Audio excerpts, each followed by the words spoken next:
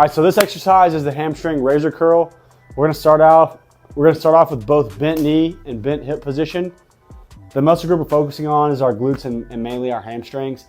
You're gonna be hovering here off the ankle, so there's a little bit of separation, and then essentially we're just lengthening out as slowly as possible. So sort of similar to a Nordic curl, except we're moving outwards instead of up and down. Eventually towards the end of the movement, you will fully lower to the end of the bench. Again, you don't need an extra bench here for this one like I suggested with the Nordic curl, but it can be helpful for stability and to push you back up. Try to hold that lengthening phase of the hamstrings for 3 to 5 seconds, ideally closer to that 4 to 5 second range. So again, hovering off the ankles, bent knee, bent hip, lengthening slowly as possible.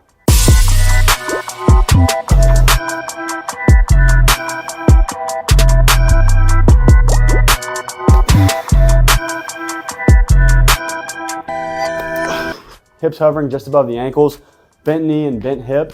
And then when we start the movement, we're lengthening our hamstrings as far as possible for as slowly as possible.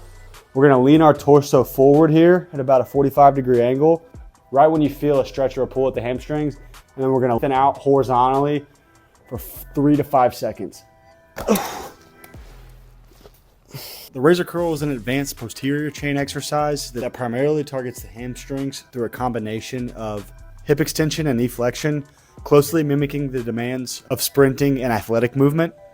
By emphasizing eccentric strength and full range of motion, the razor curl enhances hamstring resilience, improves posterior chain coordination, and reduces the risk of soft tissue injury, particularly hamstring strains, some things you would see whenever an athlete is decelerating. In other words, with controlling eccentric strength, essentially whenever you are doing the lengthening portion, or with like a Nordic curl, for example, if you're doing the lowering phase where you're lowering yourself down and then you catch yourself, if you can control that, then you'll be able to significantly reduce your risk for injury with things like hamstring strains. But generally, you'll be able to develop athletically a lot quicker because these are similar movement patterns that you see in like your sprints, your jumps, your athletic-based movements. So it's one of the ways to neuromuscularly really synchronize these two things and become stronger, faster, mentally and physically.